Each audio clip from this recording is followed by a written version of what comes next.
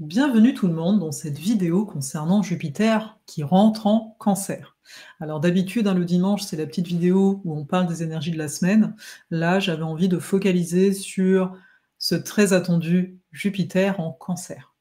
Je suis Farah Sabi, astromage, enseignante d'astrologie, une astrologie que j'aime à nommer philosophale, qui va venir amener chacun au centre de sa vie, prendre conscience que pour avancer dans la vie, c'est pas juste se connecter aux étoiles, c'est aussi se connecter à notre corps. Et ça, je vais vous en parler d'autant plus lors de Grandiose, qui est un challenge totalement gratuit, qui sera le 17, 18 et 19 juin. Je vous mets le lien, on s'en reparle à la fin. Jupiter en Cancer, mais avant ça, Jupiter en Gémeaux. Ça fait 1 an que Jupiter était en Gémeaux. Donc j'invite chacun à observer un petit peu, de se dire, mais comment moi j'ai vécu ça? Comment j'ai vécu la dernière année? Et surtout, là, la semaine qui vient de passer, est-ce qu'il y a eu des sujets d'intérêt qui sont remontés à la surface? Parce que si tel est le cas, notez-les. Ça pourra avoir son sens maintenant que Jupiter est en Cancer. Pourquoi? Jupiter en Gémeaux, il a amené plein de possibilités. Potentiellement aussi des contacts, regardez s'il y a des nouvelles personnes dans votre vie, etc. Et en Cancer, c'est comme si on allait planter le projet, on allait planter la graine. Jupiter, il est exalté ici en Cancer, il s'y trouve très très bien, et il va s'y trouver très très bien parce que le rôle premier de Jupiter à l'intérieur du Cancer, c'est cette phase un petit peu qu'on dit oedipienne entre 4-5 ans, au niveau de l'enfance, où l'enfant se construit au niveau de sa sexualité par rapport à ses parents. Et on va nommer que l'enfant va pouvoir développer un rapport sain avec ses parents et avec le sexe opposé si il y a une intégration saturnienne dans un premier temps qui va l'amener vers le côté jupitérien. Parce que Jupiter, c'est l'étranger, c'est le fait d'ouvrir nos horizons. Et là, il rentre en Cancer, donc c'est sûr qu'on n'a pas 4-5 ans, mais on a tous eu ici un jour 4 et 5 ans. Et c'est de voir comment sont vouées à évoluer nos relations. Jupiter, c'est le rôle social. Qui dit rôle social dit que, en effet, en fonction des personnes avec qui on est, on va être d'une façon, on va avoir un certain type de comportement plus qu'un autre. Et ce rôle de père ou de mère, parfois on le prend malgré nous.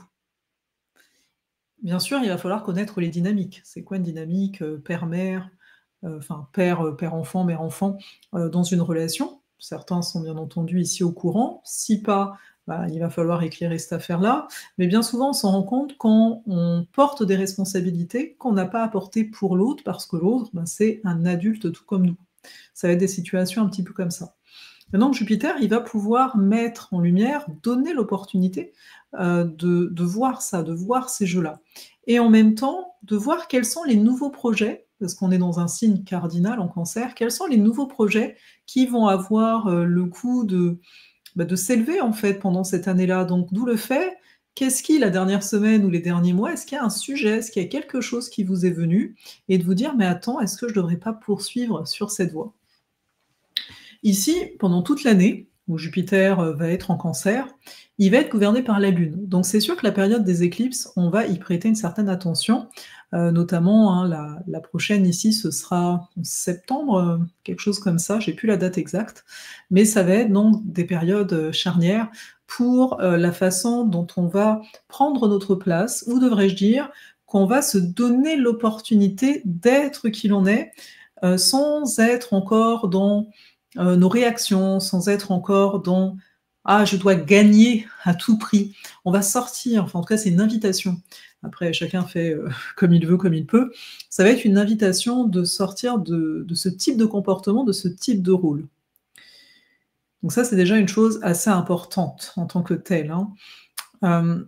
Également, on a donc, Jupiter en Cancer, et Saturne en Bélier. Voilà, on a la tension entre les deux depuis un petit temps, entre Saturne et Jupiter. Dans le mythe, pour rappel, Chronos, ici Saturne, mangeait ses enfants, dont Jupiter, parce que Uranus lui avait prédit qu'un de ses enfants allait prendre son trône. Et dans le mythe, hein, en tant que tel, son épouse, en fait, pour sauver son enfant, ici Jupiter, elle lui a donné une pierre donc à manger. Et Jupiter, donc Zeus, hein, s'est retrouvé, lui, pendant ce temps, voilà, il a vécu sa petite enfance, on va dire ça comme ça, tranquillement. Et bien entendu, ben, un jour, il a pris la place de Jupiter. Donc on a ce mythe qui se joue là. Donc ce mythe qui nous dit une chose, qu'il y a un temps d'intégration. Saturne, il nous rappelle ça. Il nous rappelle, c'est pas le méchant hein, dans le mythe, hein, il n'y a pas cette notion, ah, ça c'est bien, ça c'est pas bien, sortant de là, si on veut avancer en tout cas, et de se souvenir qu'il y a un temps pour tout. Donc il y a un temps gestationnel. On s'entend quand il y a un enfant, si au bout de 2 mois, l'enfant il naît, ben, en fait il naît pas, ça ne va pas fonctionner. Donc le fait que Saturne soit en Bélier, donc lui dirigé par Mars, Mars et Lune, Lune qui gouverne le Cancer, Mars et Lune sont des énergies un petit peu infantiles dans leur genre. Alors on peut les lire de différentes façons, mais là c'est ça que je vais mettre en avant. Et donc ce qui est intéressant, c'est que Saturne en Bélier nous apprend la patience, le fait que les choses demandent du temps, mais également une forme de discipline. Est-ce que je ne suis pas censée, surtout avec un Jupiter ici aussi en Cancer, maîtriser, et non pas contrôler, maîtriser mes ardeurs, maîtriser mes désirs, ne pas me laisser happer par la première émotion, par la première proposition, alors que ce n'est pas maturé. En tout cas, là, au début hein, de ce cycle, parce qu'après Jupiter, il va avancer, on l'aura plus. Mais là, on l'a l'aspect. Et donc, Jupiter, de l'autre bord, en Cancer, il dit, en fait, c'est comme si les deux ensemble, ils nous disent, bah oui, si tu arrives à ce que les choses se maturent, si tu acceptes le temps bah, qu'il faut, hein, même on va planter des légumes, des graines, on sait que ça va demander un certain temps. Et bien à partir de là, si on se donne ce temps, on va naturellement, on pourrait dire, acquérir la légitimité. Parce que Jupiter nous parle de légitimité. Donc il pourrait y avoir aussi ces blessures en fait de reconnaissance qui peuvent remonter. Peut-être ici, certains d'entre vous se disent je me suis jamais senti vu ou reconnu à ma juste valeur. Ou bien, vous verrez, est-ce que ça dure un an, il y aura peut-être des fois des anicroches par rapport à ça, de dire ah, là en fait ce qui me touche, c'est que je me sens pas légitime, ou on me légitimise pas, ou on ne me voit pas. Et ce serait à chaque fois de revenir finalement à Saturne dans notre carte natale, hein, au-delà de ce qui se passe dans le ciel, et de se dire attends, où j'en suis avec la responsabilité de moi-même. Parce que j'en profite, hein, vu le thème ici, pour moi l'astrologie nous amène à être responsable de nous. Et c'est en étant responsable de nous qu'on va s'ouvrir des possibilités jupitériennes, et qu'on va acquérir ce qu'on va nommer la liberté uranienne. Mais on passe d'abord par Saturne avant d'arriver à cette liberté. En fait, à partir du moment où on va accepter nos limitations, d'ailleurs, dans l'enfance, hein, si on prend l'énergie du Cancer, toute la partie éducationnelle, une grande partie, va être sur ça, sur cette, on va dire, comment l'enfant va accueillir l'émotion et comment les parents vont accueillir ses émotions, ses réactions, etc. Comment certaines limites hein, vont être mises. Je parlais du côté oedipien, donc comment les parents vont se comporter entre eux, parce que l'enfant est très dans le mimétisme. En Cancer, on est beaucoup plus dans le mimétisme qu'ailleurs. Hein. Dès qu'on est dans un signe d'eau, il y a cette notion-là. Et puis, de voir que l'enfant se rend compte, bah déjà à un moment, il va se rendre compte de se dire « Ah, je suis un petit garçon, je suis une petite fille, ah, j'ai un papa, une maman, deux papas, deux mamans. » Rien de tout ça. C'est une forme de limitation, de dire bah, « Toi, voilà, t'es arrivé, c'est comme ça. » Et dans notre vie, on continue avec ça. Dans certains moments, on rencontre des limitations. Et d'ailleurs, des fois, on va entendre le terme « bien, tu vas surpasser tout ça ». Saturne, il parle pas de surpasser, il parle bah, « t'arrives à un mur, tu fais quoi ?» Voilà, est-ce que pour toi ça te va en fait bon, t'as assez agrandi comme ça, mais des fois ça arrive, il y a des périodes de vie, on va dire bon bah là, on se le dit peut-être pas comme ça, mais on va être bien et on va vivre, on va habiter, hein, dans l'énergie Cancer, il y a toute cette intériorité à habiter. Avec Jupiter, c'est est-ce que je vais ouvrir, non pas mon intériorité, mais l'élargir, l'agrandir, agrandir mon être intérieur. Et donc, après, il peut y avoir la limitation et de se dire, bah là, j'ai envie, justement, de mettre une porte, de mettre une fenêtre. Ah, je savais pas qu'il y avait un arbre ici, donc attends, on va faire les choses différemment. C'est l'apprentissage saturnien. Et donc je parlais avec Jupiter en Cancer, aussi observant j'en parlais avec le nœud nord en Poisson et cetera, enfin, j'en parlais en début d'année. Il y a cette quête de la famille, hein, la famille. Alors, ça peut bien entendu être la famille de sang, bien entendu, hein, Jupiter Cancer ici, mais c'est de voir que ça va juste au-delà du côté clanique. On n'est pas dans le clan avec Jupiter, on est vraiment dans cette volonté de partage. Donc je peux avoir envie d'habiter différemment ma propre lignée, je peux avoir envie d'habiter différemment mes amitiés, bien sûr en fonction de où, Jupiter est, dans quelle maison, le Cancer se situe dans votre carte. Là, ça va être un champ d'exploration multiple et varié, pendant cette année, en tout cas. Donc ça va être intéressant.